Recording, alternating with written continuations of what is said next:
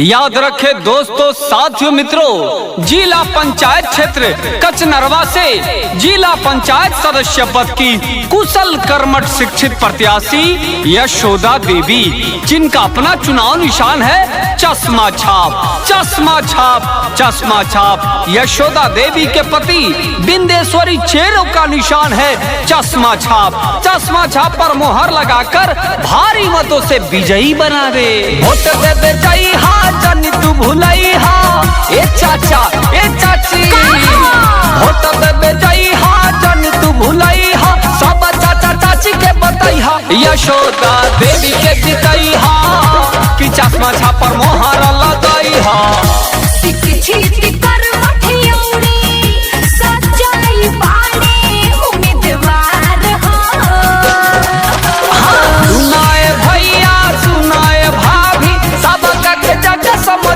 बिंदेश्वरी चेरो के जिताई हा, कि चश्मा छाप पर मोहर लगाई है भैया। दोस्तों, अगर चश्मा छाप जीत रहा है तो ये जीत आपकी होगी।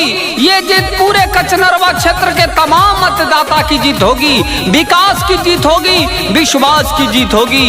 अगर मैं जीत गया तो जीत कर आपके बीच रहूंगा, आपके कदम से कदम मिलाकर चलूंगा, आपके सुख और दुख में आपका साथ दूंगा। तो एक बार सेवा का मौका जरूर दे।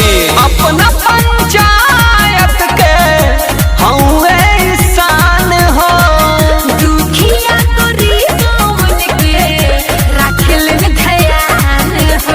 गरीबों के आंसू पोंछने वाले बिंदेश्वरी चेरो। अपना पंचायत के हूँ इंसान हो, दुखिया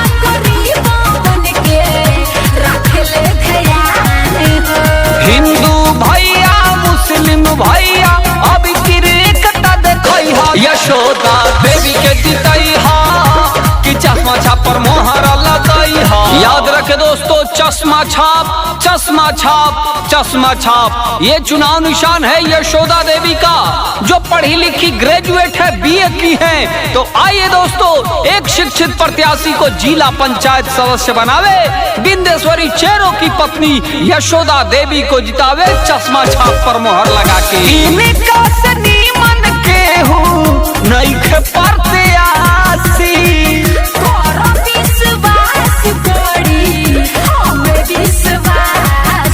सबसे विश्वासी बिंदेश्वरी चेरो चश्मा छाप। इनका से नीमन के हूँ नइखे प्रत्याशी,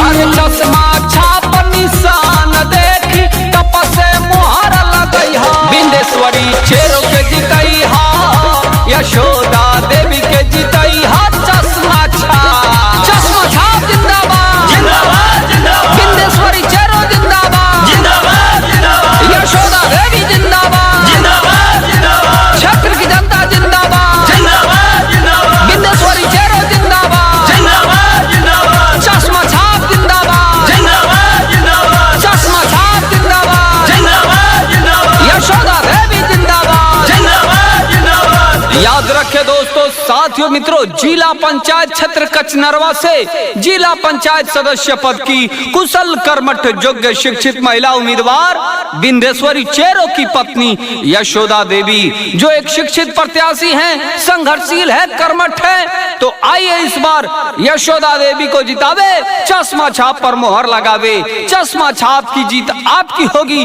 तो एक बार सेवा का मौका जरूर दे, चश्मा छाप पर मोहर लगावे। चश्मा छाप।